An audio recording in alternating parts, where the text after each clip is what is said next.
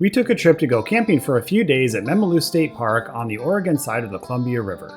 During that trip, we went to the Columbia Gorge Discovery Center and Museum, went swimming at the North Wasco Aquatic Center,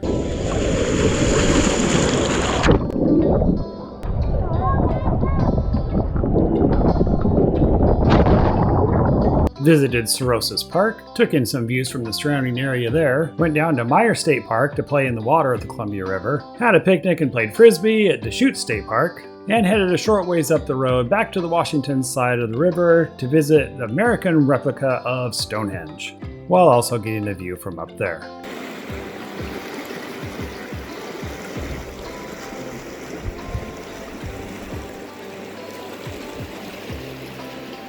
The Dalles is located on the Columbia River between Washington and upper central Oregon, and it's about 80 miles east of Portland along I-84. Memaloose State Park is about 12 miles northwest of the Dalles, and Stonehenge is about 24 miles northeast. To get to Memaloose State Park might be a little tricky depending on which direction you're coming from. If you're heading east, you're going to need to go all the way towards Memaloose State Park, loop around that way, and then head back. So naturally, heading westbound gives you direct access into the park. The exit for it is actually the same as the rest area that's there, as you can see here from this satellite view. Because it's only accessible from westbound on Interstate 84, that also makes it tricky if you want to go the direction of the Dalles, because you'll need to head west and then loop around when you get to Mosier. Once inside the park in the campground area, there are two main loops that you can go on. Sites A2 through A15 are right up against the freeway and might be kind of loud right there, but we camped at site A23 and we never really noticed it. And even though it looks like there might be some river access, there isn't. There are fences down there along the railroad track and there's a lot of brush anyway. And no, we weren't driving this fast around the campground, it's just a sped up video driving around it to give you an idea of what the sites look like. It's a fairly flat campground, but as you notice, there are little hills in there, so if you're in a tent, you're probably going to notice those, although there are some pretty flat areas for you to be able to set those up, and we didn't have an issue with it. Naturally though, not all sites are set up for tents because there's a lot of them that are for campers and trailers. And I'm pretty sure all the campsites had tall steel fire pits, but of course always check to see if there's a burn ban in effect because it is a pretty dry area of the state.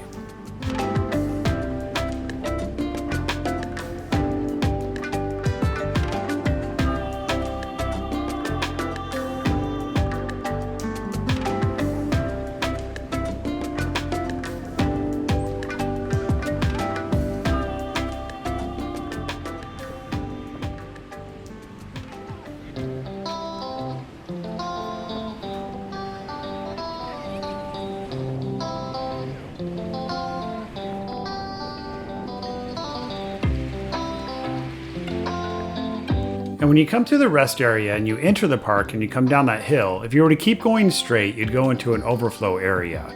And when I went over there and investigated a little bit, there were lots of bees flying around. There is a big open area and they had a sign that said there was some poison oak, so just be careful of that. But there are a lot of picnic tables over there and probably the deadest grass you've ever seen. And as I said earlier, there is a great view of the river, but there's a lot of brush, there's a railroad track down there and a fence, so don't bother trying to go down there.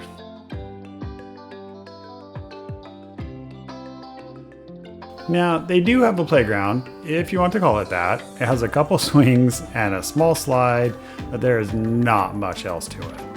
Back near the entrance to the campground, there is a picnic table area and a shed with a projector screen. They didn't have anything going on while we were there, but it's potential they could have them every now and then. We just didn't see anything. And you may have noticed on the map of the park that the bathrooms are centrally located between each of the loops. And one of the best features is that the showers are free. All in all, it was a great campground and we would definitely go back there again. Because as you'll see in the rest of this video, there's a lot of stuff to go visit and see and do, and it's a great central spot that we found to camp. With the hot summer weather in its full blazing glory, one of our favorite things to do was go to the North Wasco Aquatic Center in an Olympic-sized pool and play in the water. It does have a playground, but more importantly, it has a water slide and a diving board. But I won't just sit here and talk about it. Here's some footage from our fun.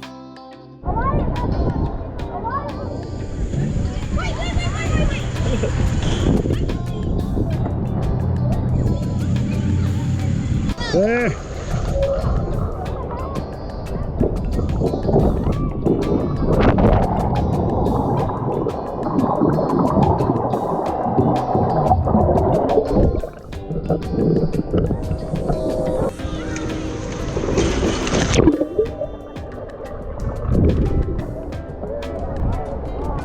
I think I got confirmed my nose burns.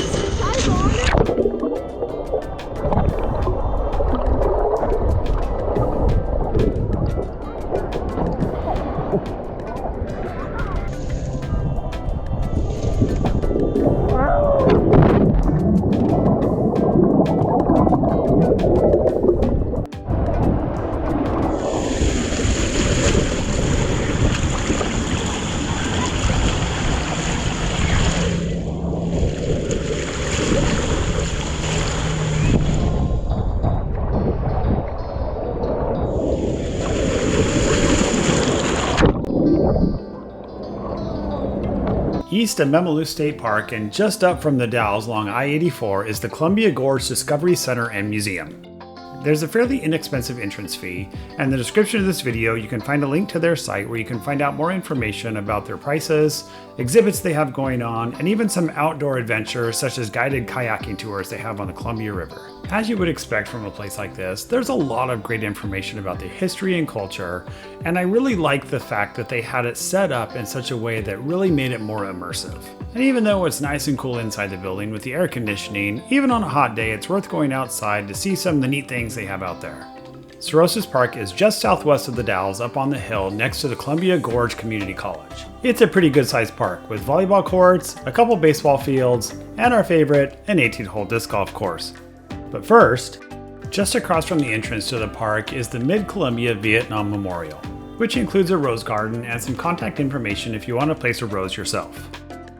And because it sits right on the hillside, you get some great views. Back in the park is a large fort-style play area with towers, bridges, and swings, and is surrounded by a fence to help keep the little ones from running off. For disc golf, you'll need to bring your own, of course, but since we didn't have ours with us, we went and explored the large grass area of the park. And there's a large sheltered area that I'm sure you can reserve if you have a big get-together. A little east of Memaloose State Park is Memaloose State Park.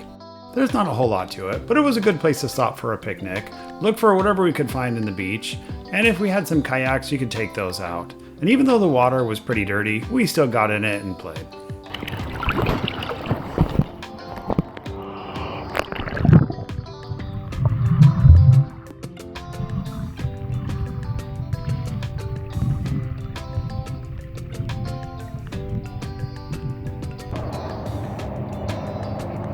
How's it going? I'm walking out to see how far it actually it drops off pretty quickly here. Okay.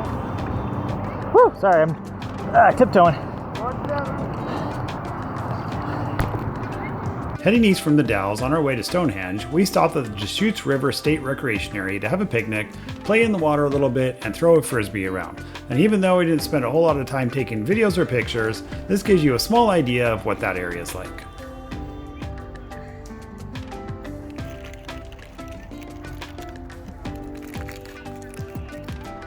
Continuing east along the Columbia River from the Deschutes River State Recreation Area, we headed off to Mary Hill, Washington to visit Stonehenge. Built between 1918 and 1929 on the land of Samuel Hill, this was actually built as a monument to the fallen soldiers of World War I. So when you visit it, make sure to take some time to read through each of the plaques. Between Memaloose and Memaloose State Parks is the Rowena Crest Viewpoint.